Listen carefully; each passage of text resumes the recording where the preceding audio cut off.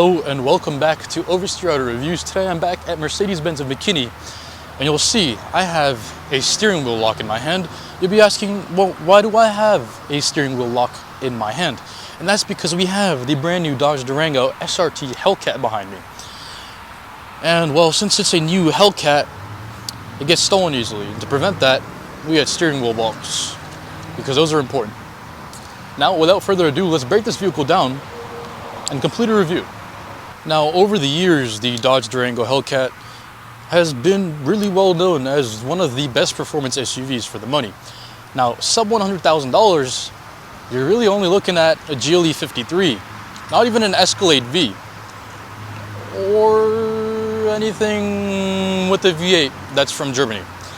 Now, you could get the Durango SRT, but in my opinion, that's just not as fun to look at or drive as comparison to this Dodge Durango Hellcat, which is just superior.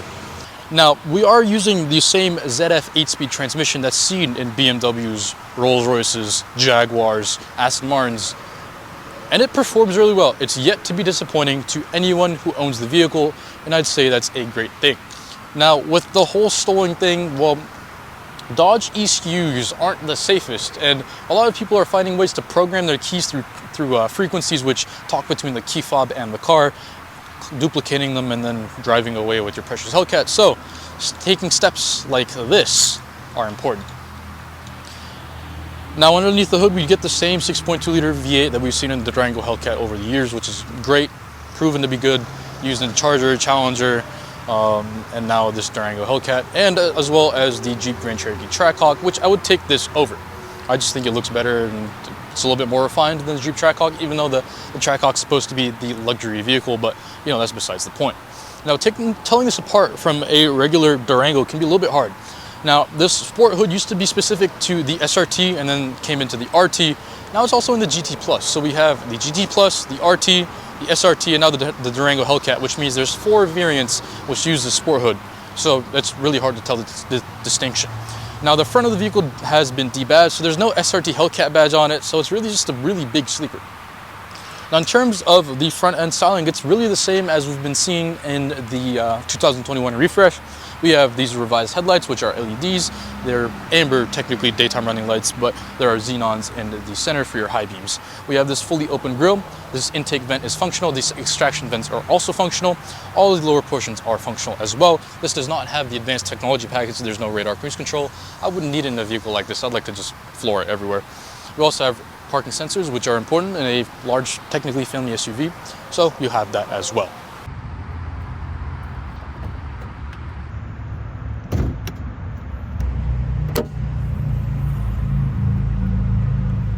Now, underneath this hood, we're going to find the 6.2 liter supercharged Hemi V8 engine, producing 710 horsepower and 645 pound-feet of torque. 3 more horsepower than your Charger or Challenger Hellcat wide body, not the red eye, because that makes 797. This engine has lots of variants with different varying power numbers.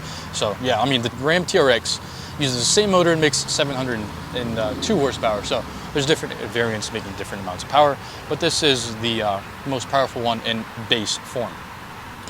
Now, you know that this is a true Hellcat motor because we have the orange painted valve covers, and followed that by the plastic valve cover. You can see the top mounted supercharger, about 3 liters in volume. It also says SRT Hellcat on the top of it, which is always nice. I like that this is really left wide open. In terms of powertrain, you're going to get an all-wheel drive system, which is decent. It's probably best for the road and not off-road use, not like you're going to take this off-road anyways. And we also have the ZF 8-speed transmission, like I mentioned earlier, and all of that gets us to 60 miles an hour from a standstill in around 3.5 seconds. Now, here we are at the side of the Dodge Durango. Here we're looking at these SRT Hellcat specific wheels, which have locking wheel bolts, which are aftermarket, along with this little Hellcat stem.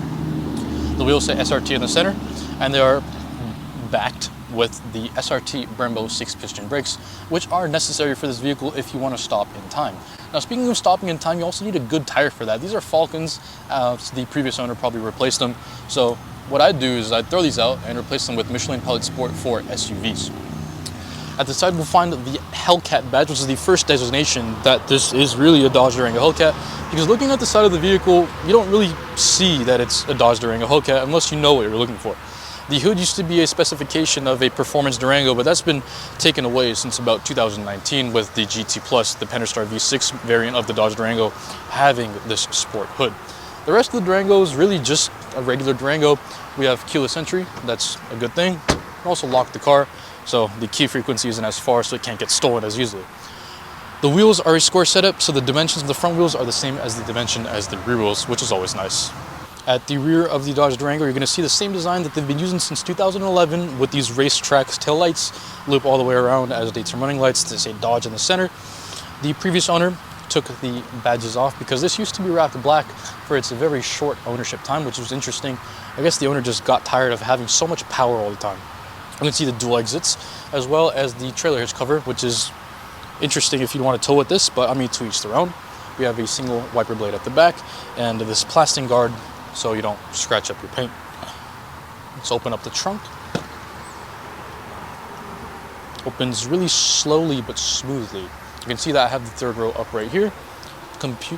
Completing a trunk test like this, I would get stuck, but technically this is a trunk test pass. If I had the third row folded, I'd probably lay down inside it and make a nice little bed for myself. In order to close up the trunk, there's a button right over here, and we also have inserts for a tonneau cover so you can close up your insides, because if your car doesn't get stolen, I mean, you want to make sure that your valuables don't either. Allow me to now demonstrate how to get inside the third row of your Dodge Durango Hellcat, or really any Dodge Durango you may have. There's a side pulley that you pull, and you have the red strap. Pull the red strap, and boom, you're up. Right foot in, left foot in, and slide into the back like so. Now you also have these, which could be tumbled down from a button in the infotainment. Now, legroom right here is actually pretty nice. In terms of the mid-sized SUV, for comfort, I'd say this does pretty dang well. Putting the second row seat back up, you can see I have 3 inches of knee room and about 1.5 inches of headroom at 5'10.5". We also have a single cup holder, no charging ports anywhere back here, which is a little bit unfortunate.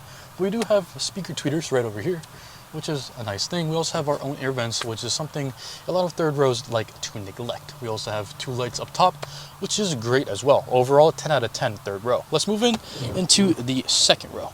Now we are in the second row of the Dodge Durango SRT Hellcat. You can see I'm seated very comfortably in this captain's chair configuration. You can option this with a bench for up to 7 people, but the captain's chair setting gives you up to 6 people. Not that you can't fit more bodies in the back after murking the ops, but you know, that's different.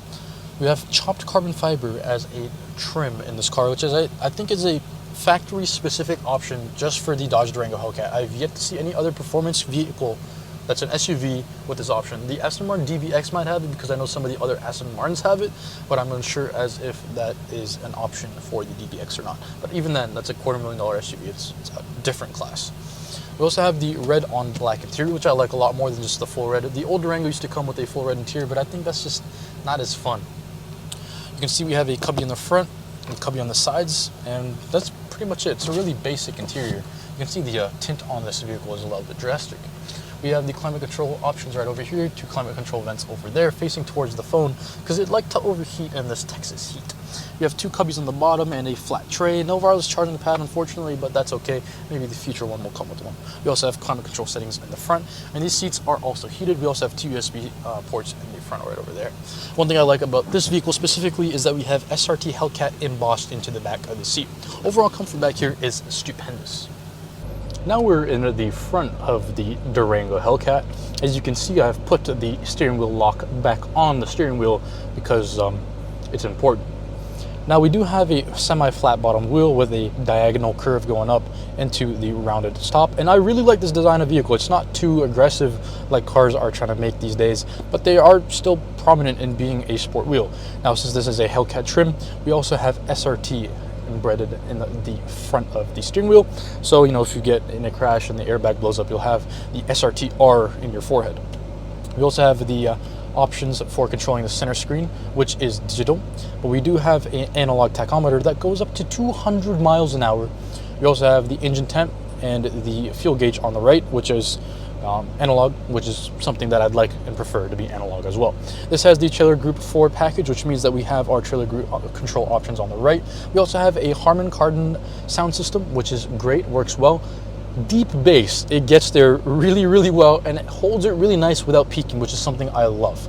More of that chopped carbon interior inlay, and we have the red leather up on the dash along with more chopped carbon. Leather wrap dashboard, that's a $200 option, definitely pay for it.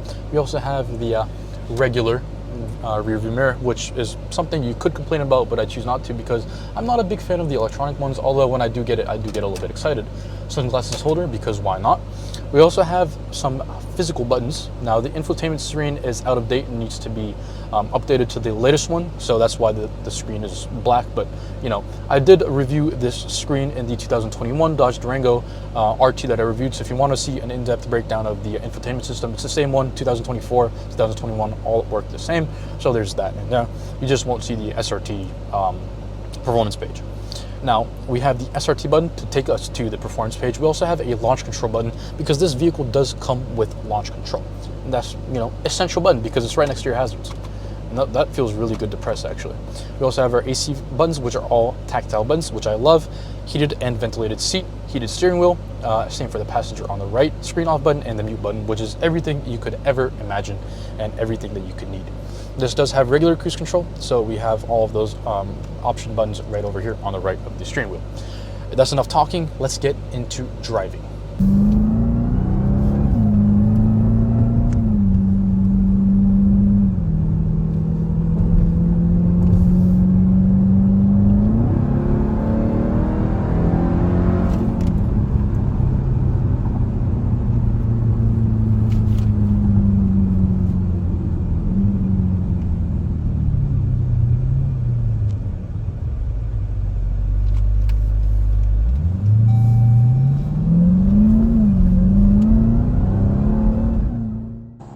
Now, I don't want to take away from the experience of viewing in this vehicle drive and listening to the supercharger noise, so I'll just tell you about it. Acceleration is crazy. This thing picks up so quick you don't even notice it. The suspension is adaptive, and in its most aggressive setting like I have it in this video, it is pretty aggressive, I will say. But you can soften it up, and it's a very comfortable ride. It becomes a Dodge Durango Citadel at that point. Going into the turning radius and a launch control test as well.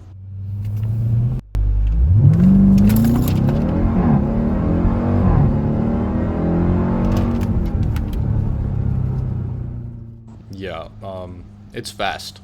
There's no doubt about that whatsoever. No hesitation, crackles on the upshifts, just foot to the floor, it's gone, no drama. And that's what I like about these supercharged engines opposed to turbocharged ones. And that is the complete review on the brand new Dodge Durango SRT Hellcat. Pricing for $94,000. This is the complete package if you want to haul your family around on the drag strip and really just embarrass everyone from a red light into a merge. Now, I would take this over a Geely 53, no doubt. I'd take a supercharged V8 over an inline-six turbo, no matter what. Am I comparing it to the wrong car? Maybe.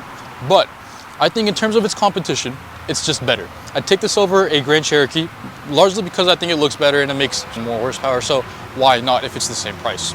It's also a Dodge. I'm familiar with Dodge. I've been driving Dodge for years, and they have proven to be reliable vehicles. I don't know if I could say the same about an X5M competition or a GLE 63S. And that might just be enough to justify this as a purchase. That is all for today. Thank you very much for watching. Please do consider subscribing, and remember to keep on driving.